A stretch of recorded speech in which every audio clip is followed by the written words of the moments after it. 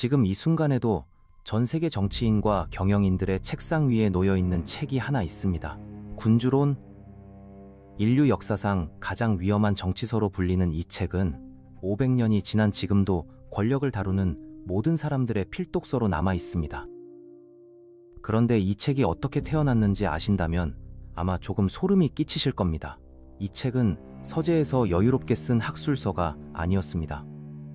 감옥에 갇혀 고문까지 당한 한 남자가 복수와 생존에 대한 절박함 속에서 써내려간 책이었습니다. 두 손이 등 뒤로 묶인 채 천장까지 끌어올려졌다가 순식간에 바닥 쪽으로 떨어뜨려지는 고문이 있었습니다. 어깨가 뽑혀나갈 듯한 고통이 반복되는 당시 가장 악명 높은 신문 방식 가운데 하나였습니다. 니콜로 마키아벨리는 이 고문을 직접 겪었습니다.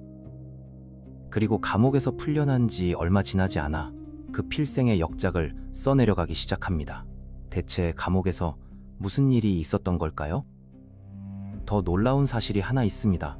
이 책을 완성한 그는 자신을 감옥에 가두고 고문했던 바로 그 가문에게 이 책을 바칩니다. 자신을 망가뜨린 원수에게 필생의 역작을 헌정한 것입니다. 왜 그랬을까요?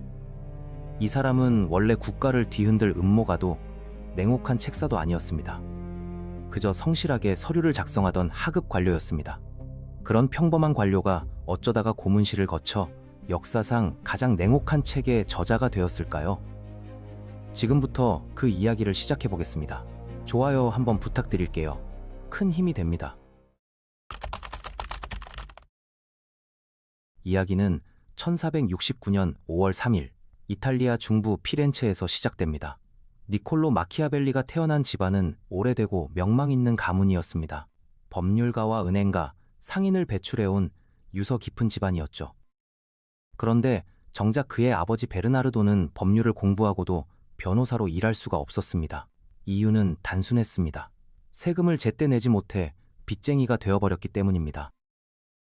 당시 피렌체 법에는 아주 가혹한 규정이 하나 있었습니다. 빚을 진 사람의 아들은 공직에 오를 수 없다는 규정이었습니다. 명문가에서 태어났지만 아버지의 빚 때문에 태어날 때부터 출세의 길이 막혀 있었던 셈입니다. 여러분이라면 이런 조건 속에서 태어난 아이가 어떤 마음으로 자랐을 것 같으신가요? 어머니 바르톨로메아는 조금 특별한 여성이었습니다.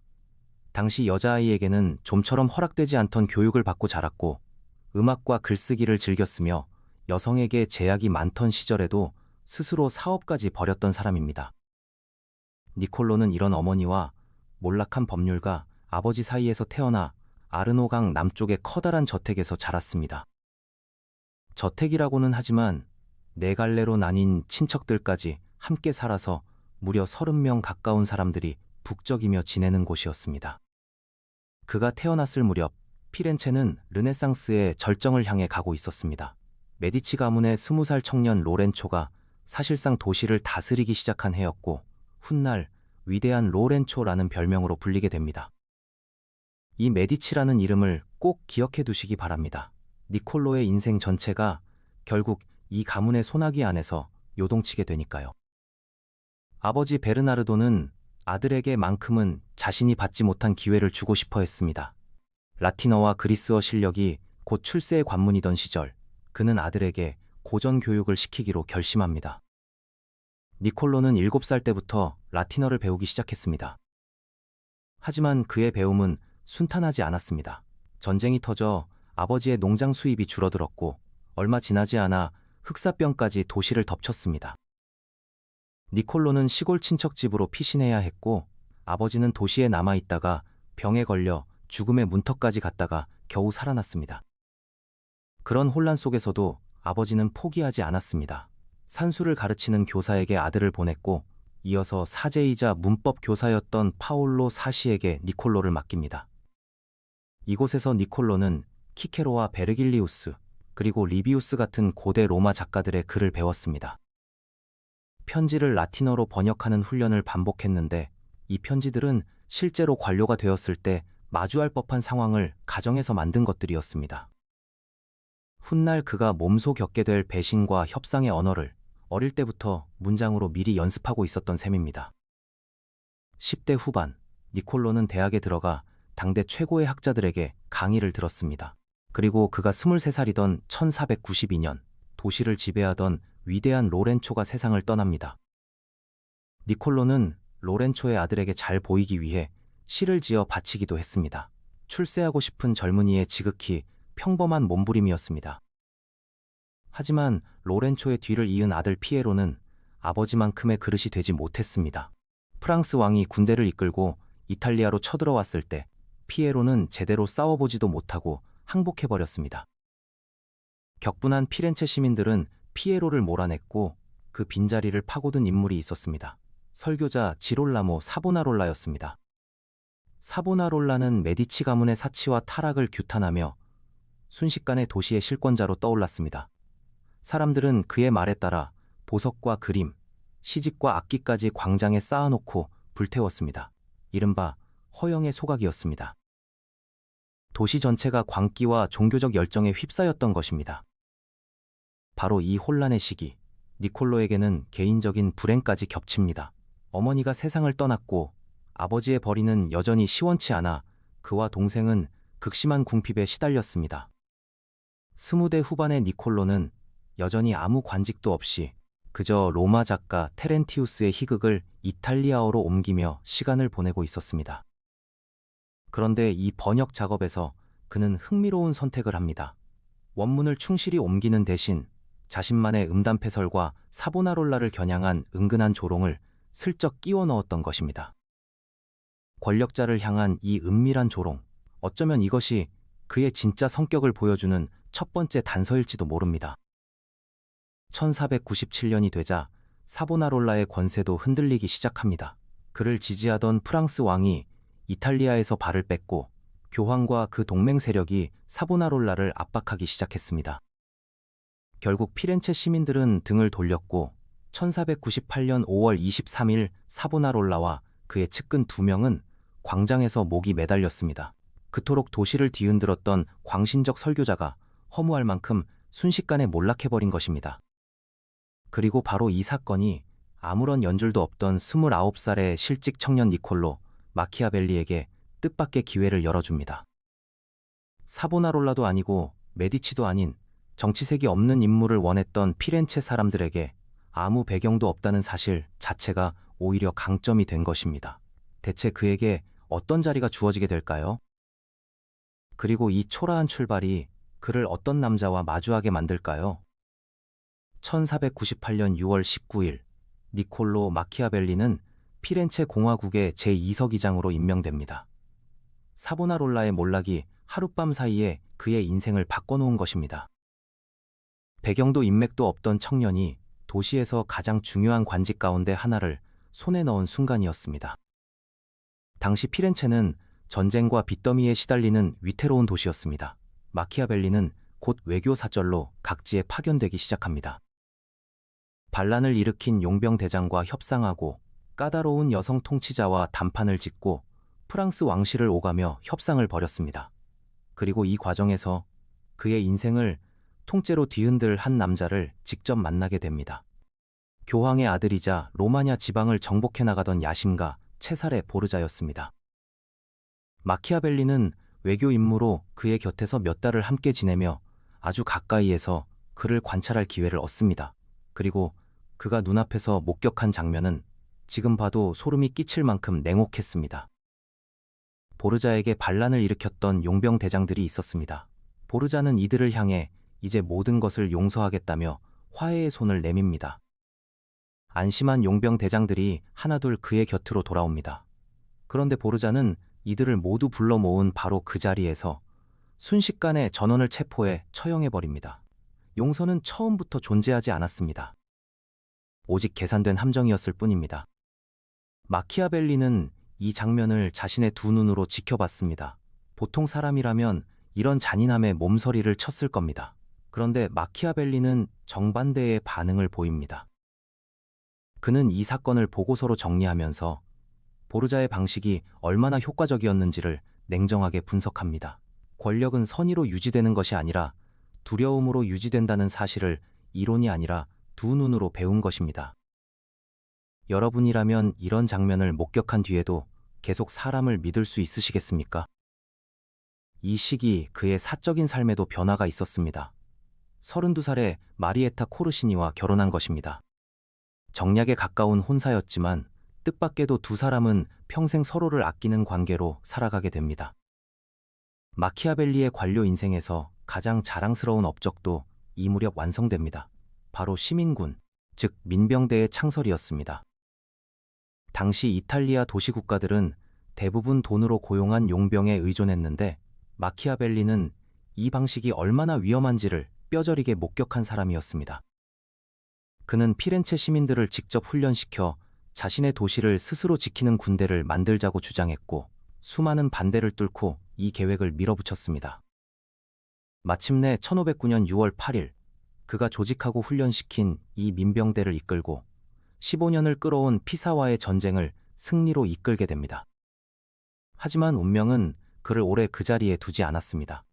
1512년 교황과 스페인이 이끄는 연합군이 피렌체를 압박해왔고 메디치 가문이 다시 도시로 돌아옵니다.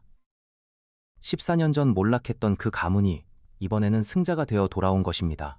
마키아벨리는 필사적으로 새 권력자들에게 잘 보이려 애썼지만 소용없었습니다. 그해 11월 그는 모든 공직에서 해임됩니다. 그리고 여기서 그의 인생에서 가장 끔찍한 사건이 벌어집니다. 1513년 2월 마키아벨리는 메디치 가문을 겨냥한 음모 사건에 연루되었다는 혐의로 체포됩니다.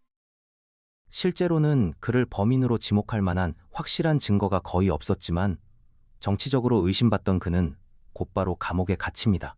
그리고 이곳에서 그는 당시 가장 악명 높은 신문 방식 가운데 하나를 겪게 됩니다. 바로 스트라파도라는 고문이었습니다. 두 손을 등 뒤로 묶고 밧줄에 매달아 천장까지 끌어올린 다음 순식간에 바닥 쪽으로 떨어뜨립니다. 그 충격으로 어깨 관절이 빠져나갈 듯한 극심한 고통이 반복되는 방식이었습니다. 국가를 위해 20년 가까이 외교 협상 최전선을 뛰어다녔던 44살의 관료가 이제는 국가의 손에 묶여 매달리는 신세가 되어 있었던 것입니다. 다행히 그를 범죄자로 확정할 증거는 끝내 나오지 않았습니다. 벌금을 내면 풀려날 수 있는 처지였는데 돈을 마련하기도 전에 교황이 세상을 떠나면서 극적으로 사면을 받게 됩니다. 1513년 3월 11일 마키아벨리는 마침내 감옥문을 나섭니다. 하지만 몸의 상처보다 더 깊은 것은 정치적으로 완전히 끝났다는 절망감이었습니다. 이 남자는 이제 무엇을 하게 될까요? 감옥에서 풀려난 마키아벨리는 피렌체 근교 시골 별장으로 물러납니다. 이곳에서 그는 아주 이상한 이중 생활을 시작합니다. 낮 동안 그는 평범한 농부와 다를 바 없었습니다. 장작을 패고 밭일을 하고 동네 사람들과 어울려 술을 마시고 카드놀이를 했습니다. 20년 가까이 외교 문서를 다루던 관료의 모습은 어디에도 없었습니다. 그런데 해가 지고 나면 완전히 다른 사람이 됩니다. 그는 흙 묻은 옷을 벗고 관복으로 갈아입은 뒤 서재에 홀로 앉아 고대 로마의 책들을 펼칩니다. 그리고 마치 그 옛 저자들과 대화를 나누듯 조용히 글을 써내려갑니다. 그는 이 시기를 친구에게 보낸 편지에서 직접 이렇게 묘사하기도 했습니다. 낮에는 흙투성이 농부, 밤에는 고대의 현자들과 마주 앉는 학자. 이 극단적인 이중생활 속에서 그는 감옥에서 겪은 고통과 배신감, 그리고 지난 20년의 모든 경험을 하나로 응축해 나가기 시작합니다. 사보나롤라의 허무한 몰락, 체사레 보르자의 계산된 잔혹함, 그리고 자신이 직접 겪은 고문과 감금까지 이 모든 것을 담은 책이 이렇게 완성됩니다. 그 책의 이름이 바로 군주론이었습니다. 그런데 이 책에는 결정적으로 이상한 점이 하나 있었습니다. 그는 이 책을 다른 누구도 아닌 자신을 감옥에 가두고 고문했던 바로 그 메디치 가문에게 바치기로 결심한 것입니다. 자신의 인생을 망가뜨린 원수에게 필생의 역작을 헌정한다는 것. 상식적으로는 이해하기 어려운 선택 아닌가요? 하지만 이유는 의외로 단순했습니다. 그에게는 복수보다 더 절실한 것이 있었습니다. 바로 다시 정치판으로 돌아가는 것이었습니다. 메디치 가문이 다시 그를 받아들여주지 않는 한 그는 평생 시골에서 농부로 늙어야 할 처지였습니다. 그래서 훗날 몇몇 학자들은 이 책을 이렇게 평가하기도 합니다. 군주론은 정치학 이론서가 아니라 세상에서 가장 유명한 입사 지원서였다고 말입니다. 실직한 관료가 하필이면 자신을 고문했던 가문에게 보낸 절박한 취업 편지였던 셈입니다. 이 책 속에서 그는 체사레 보르자가 용서를 미끼로 반란자들을 처형했던 그 잔혹한 장면을 다시 떠올립니다. 그리고 이렇게 결론 짓습니다. 군주는 사랑받는 것보다 두려운 존재가 되는 편이 안전하다고 말입니다. 이 문장은 책상에서 떠올린 이론이 아니었습니다. 자신이 직접 목격한 처형과 자신이 직접 겪은 고문에서 얻어낸 결론이었습니다. 1516년 1월, 마키아벨리는 이 책을 들고 메디치 가문의 궁전을 직접 찾아갑니다. 그런데 그가 도착했을 때 젊은 후계자 로렌초는 마침 선물로 받은 사냥개 2마리에 정신이 팔려 있었습니다. 고문까지 견디며 완성한 책이 개 2마리보다 못한 취급을 받은 순간이었습니다. 필생의 복수와 재기의 마지막 카드가 이렇게 허무하게 외면당한 것입니다. 이후 마키아벨리는 정치적 야심을 완전히 접고 오르티 오리첼라리라는 지식인 모임에 합류합니다. 그리고 이 시기 그는 오히려 자유롭게 다른 글을 쓰기 시작합니다. 희극 만드라골라로 큰 성공을 거두었고 로마 역사가 리비우스를 다시 파고들며 리비우스 논고를 완성합니다. 냉혹한 군주를 예찬했던 사람이 동시에 시민이 함께 정치에 참여하는 공화정이야말로 가장 튼튼한 체제라고 주장하는 책을 쓴 것입니다. 어느 쪽이 그의 진심이었을까요? 시간이 흐르면서 상황도 조금씩 나아집니다. 조금 더 온건한 성향의 추기경 줄리오 대 메디치가 도시를 이끌게 되면서 마키아벨리는 다시 한번 기회를 잡습니다. 군사 이론서를 써서 자신이 만들었던 민병대의 가치를 다시 증명했고 마침내 1520년에는 피렌체의 역사를 기록하는 임무까지 위임받습니다. 완전한 복귀는 아니었지만 감옥에서 나온 실직자에게는 반가운 소식이었습니다. 1525년 3월, 그는 마침내 피렌체의 천년 역사를 정리한 피렌체사를 완성해서 교황이 된 옛 후원자 줄리오에게 직접 바칩니다. 이번에는 사냥개에게 밀려나지 않았습니다. 하지만 시대는 다시 그에게 등을 돌립니다. 1527년 5월, 신성 로마 제국 군대가 로마를 초토화시키는 대사건이 벌어졌고 그 여파로 불과 열흘 뒤 피렌체에서도 메디치 가문이 다시 쫓겨나고 공화정이 부활합니다. 평생 공화정을 사랑했던 마키아벨리에게는 꿈에 그리던 순간이었을 겁니다. 그는 다시 관직에 복귀할 수 있으리라 기대했습니다. 그런데 바로 이 지점에서 그의 인생 전체를 관통하는 가장 잔인한 아이러니가 완성됩니다. 새로 들어선 공화정 세력은 메디치 가문과 가깝게 지냈던 그를 신뢰하지 않았습니다. 그토록 그리워하던 공화정이 돌아왔는데 정작 그 공화정은 그를 원하지 않았던 것입니다. 감옥과 고문까지 견디며 지켜내려 했던 정치 인생이 결국 어느 쪽에서도 온전히 받아들여지지 못한 채 끝나버린 것입니다. 실망감은 그의 건강을 급속히 무너뜨렸고 1527년 6월 21일 그는 58배 나이로 세상을 떠납니다. 그는 죽는 순간까지도 훗날 자신의 책 군주론 이 유럽 전역에서 가장 널리 읽히고 가장 두려움을 받는 정치서가 되리라는 사실을 알지 못했습니다. 그가 마지막으로 알았던 사실은 단 하나뿐이었습니다. 평생을 바친 조국이 끝내 그를 원하지 않았다는 것입니다. 그를 어떻게 평가해야 할까요? 어떤 사람들은 그를 냉혹함과 배신을 정당화한 인물, 목적을 위해 도덕을 내다버린 위험한 사상가로 봅니다. 반면 또 다른 사람들은 그를 전혀 다르게 평가합니다. 평생 조국의 안정과 자유를 갈망하며 공화정을 진심으로 지지했던 사람, 다만 감옥과 고문을 겪으며 현실 정치의 냉혹함을 온몸으로 직시하게 된 정직한 관찰자였다고 말입니다. 여러분은 어느 쪽에 더 마음이 기우시나요? 사실 이 엇갈린 평가야말로 그의 삶을 가장 정확하게 요약해주는 대답일지도 모릅니다. 그를 냉혹한 책사라고만 부르기도 순수한 애국자라고만 감싸기도 어려운 이유는 간단합니다. 그는 이 두 얼굴을 평생 동시에 품고 살았던 사람이기 때문입니다. 그리고 그 삶의 얄궂음은 마지막 순간까지도 이어집니다. 감옥에서 고문까지 당하며 얻은 깨달음으로 쓴 책이 정작 자신을 고문한 원수에게 바쳐졌고 그 책이 500년이 지난 지금까지도 전 세계 지도자들의 필독서로 남아있다는 사실. 이보다 더 이 사람을 정확히 설명해주는 아이러니는 없을 겁니다. 여기서 재미있는 사실을 하나 더 말씀드리고 싶습니다. 우리가 마키아벨리 하면 가장 먼저 떠올리는 문장, 목적이 수단을 정당화한다는 말입니다.